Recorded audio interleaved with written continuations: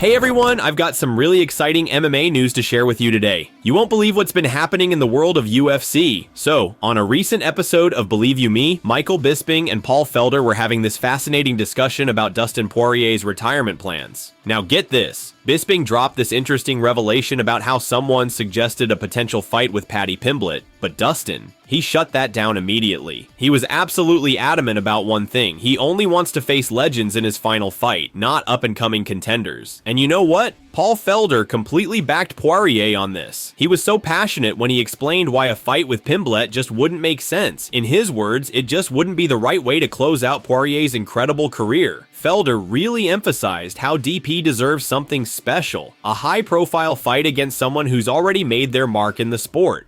Felder made this really good point. He said if Dustin was planning to stick around longer, maybe taking on a young rising star would make sense. But for a retirement fight, it needs to be something truly memorable, something iconic. He got really excited when he started throwing out names like Max Holloway and Justin Gaethje as potential opponents who could give Poirier the legendary send-off he truly deserves. The conversation got even more interesting when they started discussing other big names who could make for an epic final chapter.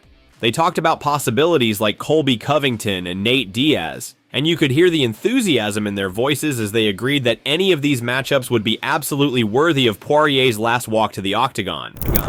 Dustin Poirier, of course, we're all waiting to hear about the, he said he's going to have one more. I hope he has more than, but Paddy Pimblett was suggested to him as an opponent, and he's like, nah, I'm not interested in Paddy Pimblett, legends only. I agree. I think that Dustin Poirier has 100% earned that. You know what I mean? Like, as much of if he was still in the mix and really just trying to stick around for a long time, maybe taking out a young, hungry contender is something he'd be interested in. But right now, if he's thinking about calling it a day and wants one big, more legendary fight, that's not who I want to see him fight either, honestly. I want to see Poirier in there with somebody that's already very, very established, just had either a crazy career or is still right in the heat of it. Like another Max Holloway type fight, a Gaethje type fight. I'm not saying those guys are the guys, but...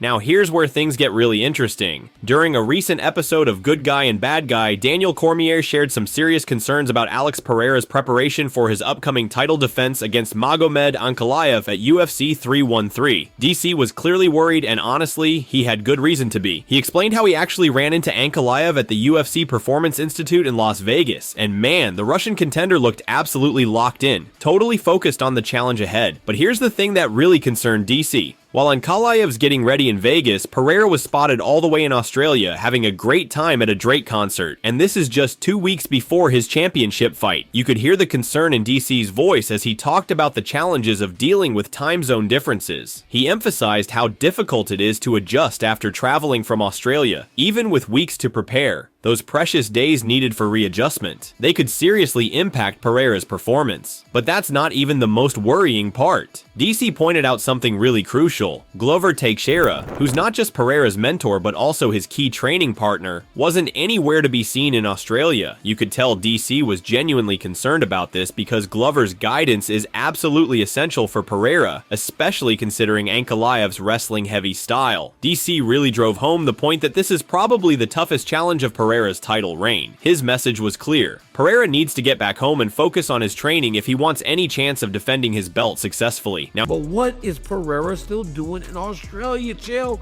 He fights in 2 weeks. And Ankalaev is already here. He's in Vegas. I ran into him at the PI last week. He is honestly so locked in, ready to win. I got back from Australia and all last week, Chill, I'm up at 3 o'clock in the morning. And I don't care that Pereira's got weeks to get ready. He's gonna be ready. He's gonna be prepared. But even those 2 to 3 extra days, Joe, while he's adjusting his clock to get back on schedule in Connecticut, then once he's done in Connecticut, to fly to Vegas, right? The week of the fight, get adjusted to 2 more hours. He's gonna have to deal with all that travel and all that difference in time. And where's Glover? Is Glover just in Australia with him? Is it just him and Plinio? Because we know that Plinio Cruz has been a massive tool for Alex Pereira. but so has Glover Teixeira. Here's some absolutely incredible news that's got the combat sports world buzzing. Alex Pereira has just accepted Oleksandr Usyk's call-out, and what's even more exciting, he's revealed that the organizations are already in talks to make this dream match happen. Let me break this down for you because this is huge.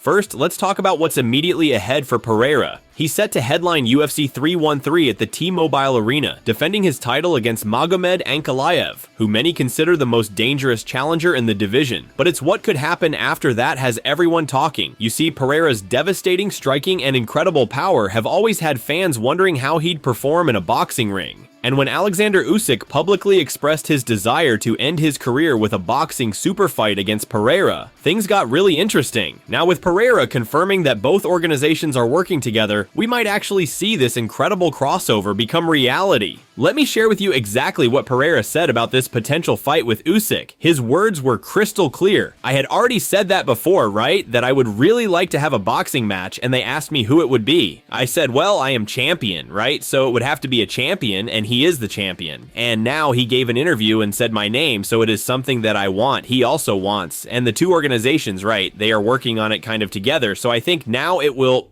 I believe that this fight can happen. Speaking of Usyk, his recent victories over Tyson Fury have absolutely cemented his legacy as an all-time great in boxing. Having already united all the belts at cruiserweight, he's now looking to become a 3-time undisputed champion. Before any potential fight with Pereira, though, he's set to face the winner of an upcoming bout between Daniel Dubois and Joseph Parker, scheduled for February 22nd, 2025. Now let me share some concerning news about Jon Jones that's just come to light. Vaur Orov, an Olympic wrestler who trains with the UFC champion, has revealed some really troubling changes in Jones's behavior over recent months, and what he's sharing has a lot of people worried. According to Orov, Jones's training intensity has changed dramatically. He's been taking frequent breaks during their sessions, which is completely unlike him. What's even more concerning is that Orov has witnessed Jones leaving practice for long periods, only to return briefly before stepping out again. But here's what's really raising eyebrows. Orov revealed that Jones has been smoking weed and falling asleep on the couch during training sessions. For anyone who knows Jones's usual laser-focused approach, this is completely out of character. You can hear the genuine concern in Orov's voice when he talks about these changes. Having witnessed Jones push his limits countless times before, he finds this new behavior deeply unsettling. Jones has always been known for his incredible discipline and determination, but lately, something seems off. While Orov is clearly trying to be respectful of Jones's privacy, after all, everyone goes through personal challenges, he couldn't hide his worry about how these changes might affect Jones's career. This is especially concerning with a potential high-stakes fight against Tom Aspinall on the horizon. Aspinall's speed and agility make him a serious threat, and any lack of focus or discipline could prove costly for Jones. Even though Orov acknowledges this might just be a temporary phase, you can tell he's genuinely worried about how these behavioral changes could impact Jones's performance and concentration moving forward, particularly with such a crucial fight potentially coming up. That's all the latest news from the world of MMA for today. Thanks for staying with me through all these incredible stories, and don't forget to subscribe for your daily dose of MMA news.